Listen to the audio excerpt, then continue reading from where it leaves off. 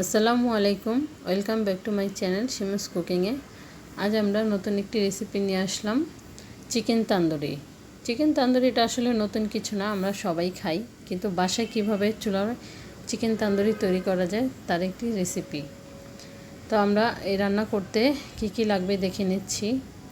এখানে আমি মুরগির মাংস নিয়েছি, এখানে আমি 2টা রানের মাংস আর একটা সিনার মাংস নিয়েছি। আপনার 1 কেজি পরিমাণ হবে বা 900 গ্রাম হবে। তো এই পরিমাণের জন্য আমাদের মশলা লাগতেছে স্বাদ মতো লবণ, 1 টেবিল চামচ আদা রসুন বাটা, 1 টেবিল চামচ গরম মশলা গুঁড়া, 1/2 চা চামচ জিরার গুঁড়া, ধনিয়া গুঁড়া 1/2 চা চামচ, এখানে হলুদের গুঁড়া আছে 1/2 চা চামচ, আর লাল মরিচের গুঁড়া নিয়েছি 1 চা চামচ, টক দই নিয়েছি 4 টেবিল চামচ। এখানে নিয়ে নিচ্ছি 2 চা চামচ সয়া সস। এখন আমি এখানে সয়া সসের সাথে সামান্য একটু জর্দার রং মিশিয়ে নিচ্ছি। আমি এটা এই সয়া সসের মধ্যে মিশিয়ে নিলাম, কারণ আপনার এটা দলা পাকাবে না আর খুব তাড়াতাড়ি মিশে যাবে। এটা অপশনাল, আপনারা যদি বাদ দিতে চান এটা বাদও দিতে পারেন, কিন্তু চিকেন তান্দুরিতে দিলে চিকেনে যে সুন্দর একটা কালার চলে আসে। এখন আমি এই সয়া সস আর জর্দার রং মেশানো মিশ্রণটা মশলার মধ্যে দিয়ে দিলাম। এখন আমি হাত দিয়ে খুব ভালোভাবে মশলাগুলো মেখে নিচ্ছি।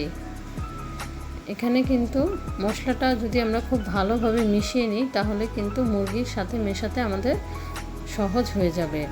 অনেকে আমরা দেখি যে মশলাগুলো আমরা উপরে দিয়ে তারপর মুরগির সাথে মেশাই, কিন্তু আমার এভাবে ভালো লাগে করতে, কারণ এটা খুব সহজ হয়। আর এই মশলাটা মাখিয়ে আমরা 5 মিনিটের মতো রেখে দেব, এতে প্রতিটা মশলা সুন্দরভাবে মিশে যে এরকম সুন্দর মিশে যাবে। এখন আমরা এই মশলাটা মুরগির সাথে মিশিয়ে নিচ্ছি। সবগুলো মশলা আমি ঢেলে নিচ্ছি।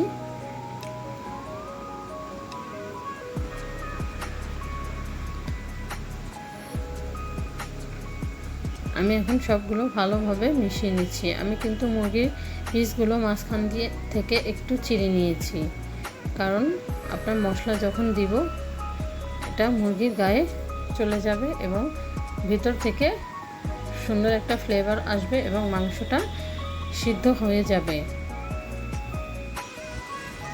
দেখেন আমি খুব ভালোভাবে মিশিয়ে নিচ্ছি। আর আপনারা চেষ্টা করবেন এই কাজটা হাত দিয়ে করার জন্য, এতে আপনার মশলা মাখাতে সুবিধা হবে এবং প্রতিটা মশলা মুরগির গায়ে লেগে যাবে। আমি এভাবে সবগুলো মশলা মাখিয়ে নিচ্ছি।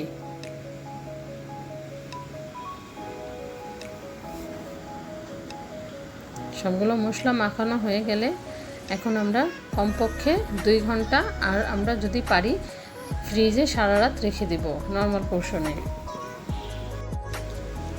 চুলায় একটি প্যান বসিয়ে তেল দিয়ে দিচ্ছি। এখানে আমি 1/2 কাপ তেল নিয়েছি। এখন এটা হালকা গরম হলে আমি মাংসগুলো দিয়ে দিব। এটা খুব বেশি গরম করার প্রয়োজন নেই, আমি দিয়ে দিচ্ছি। আপনি চাইলে একটি করেও ভাজতে পারেন, আবার আপনার যদি প্যানে জায়গা হয় 2টি করেও দিতে পারেন। এখানে আমি 2টি দিয়ে দিচ্ছি।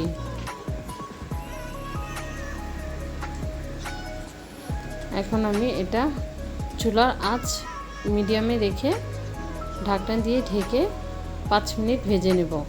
এটা ঢেকে দিলে কিন্তু মাংসটা সিদ্ধ হয়ে যাবে। এটা কিন্তু কোনোভাবেই চুলা বাড়িয়ে ভাজা যাবে না, একদম লো করেও ভাজা যাবে না, মিডিয়াম করে ভাজতে হবে। এখন আমি ঢেকে দিচ্ছি।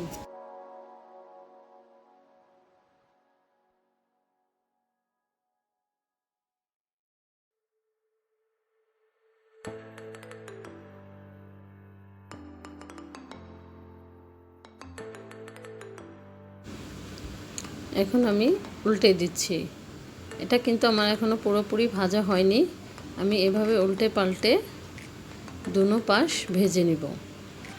আর এটা কিন্তু মিডিয়াম আঁচে ভাজতে হবে, কোনোভাবে চুলার আঁচ বাড়ানো যাবে না, তাহলে কিন্তু মাংসটা উপর থেকে পড়ে যাবে আর ভিতর থেকে মাংস সেদ্ধ হবে না। এখন আমি আবার উল্টে দিচ্ছি। এই কাজটা আপনার একটু সময় নিয়ে করতে হবে। আমার একে ভাজতে 10 থেকে 15 মিনিট সময় লেগেছে। আপনারা এভাবে আস্তে আস্তে সময় নিয়ে ভাজবেন, এতে মাংসটা সিদ্ধ হবে, মশলা ভিতরে যাবে আর খেতে খুব মজা লাগবে। দেখেন আমি আস্তে আস্তে উল্টে দিচ্ছি। এখন এভাবে আমরা ভেজে নেব।